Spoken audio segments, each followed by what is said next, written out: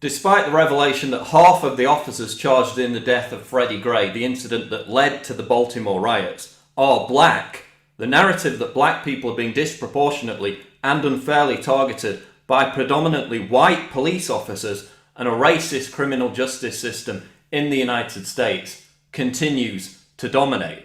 This has led to the growth of a divisive movement, Black Lives Matter, which has only served to further polarize America down racial lines, obsessing on skin color and invoking white guilt, while ignoring the true causes of and solutions to police brutality. Until the following facts become part of the conversation, we're never going to see a real reduction in the number of violent confrontations involving black people and police officers. But the mainstream media, political leaders, and white people in general are afraid to even mention these facts for fear of being labelled racist. But I'm not here to win any popularity contest. I genuinely care about less black people and less police officers dying in the streets. So I'm going to give it to you straight. Black people in the United States are more likely to be victims of violent confrontations with police officers than whites because they commit more violent crimes than whites per capita. Fact. Despite making up just 13% of the population, blacks commit around half of homicides in the United States.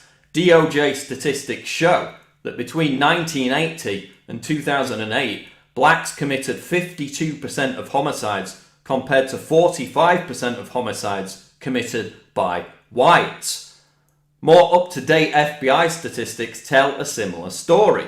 In 2013, black criminals carried out 38% of murders compared to 31.1% for whites. Again, despite the fact that there are 5 times more white people in the US. Fact. From 2011 to 2013, 38.5% of people arrested for murder, manslaughter, rape, robbery, and aggravated assault were black. This figure is 3 times higher than the 13% black population figure. When you account for the fact that black males aged 15 to 34, who account for around 3% of the population, are responsible for the vast majority of these crimes, the figures are even more staggering. Fact. Despite the fact that black people commit an equal or greater number of violent crimes than whites, whites are almost twice as likely to be killed by police officers. According to data from the Centers for Disease Control, between 1999 and 2011, 2,151 whites died as a result of being shot by police, compared to 1,130 blacks. Critics argue that black people are overrepresented in these figures because they only represent 13% of the population. But they're underrepresented if you factor in violent crime offenders.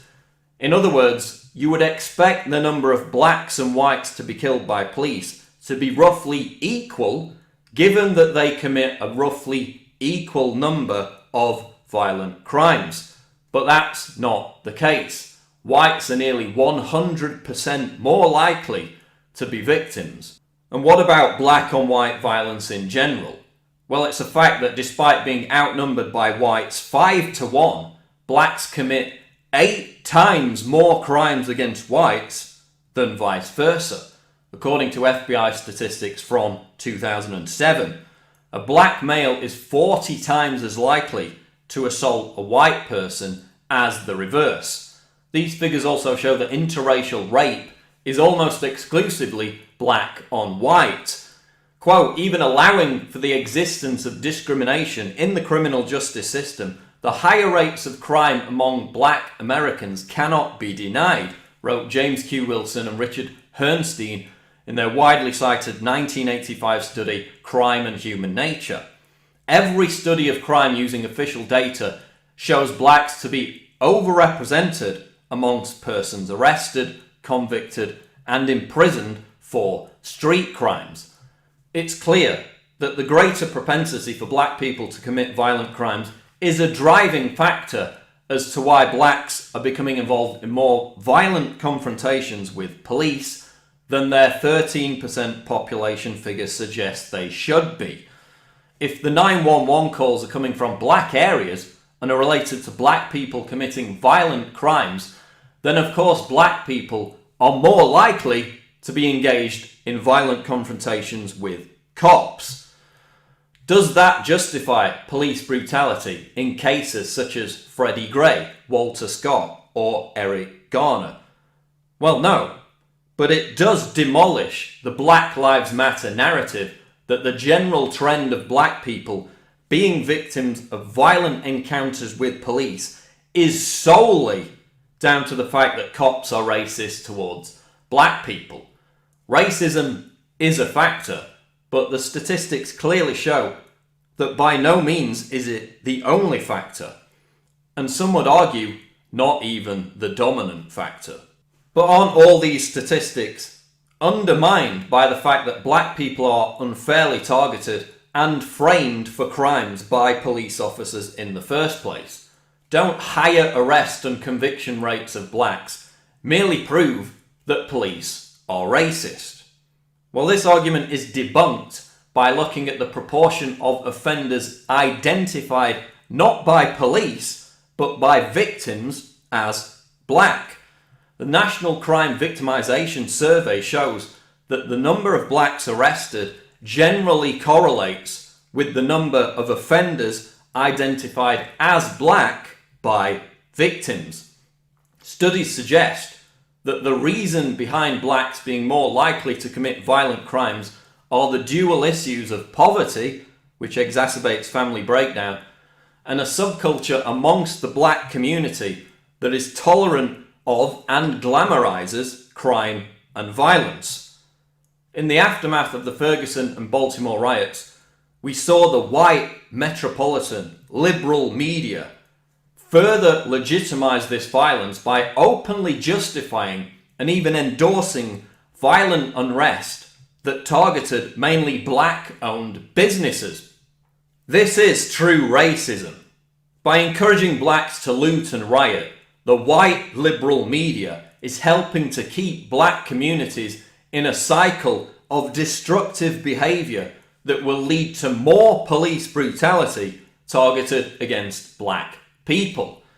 Police brutality is a huge problem within the United States, and anyone that denies that fact is part of the problem. But until we acknowledge and address the equally important issue of violent criminality within the black community, and until that becomes part of the national conversation, the issue is never going to be resolved. And by failing to make these facts part of the conversation, black political leaders, protest organisers, and the white liberal media is complicit in perpetuating the chain reaction of violence that makes more police brutality against black people an inevitable outcome. Check out the other videos, subscribe to the channel. I'm Paul Joseph Watson for Infowars.com.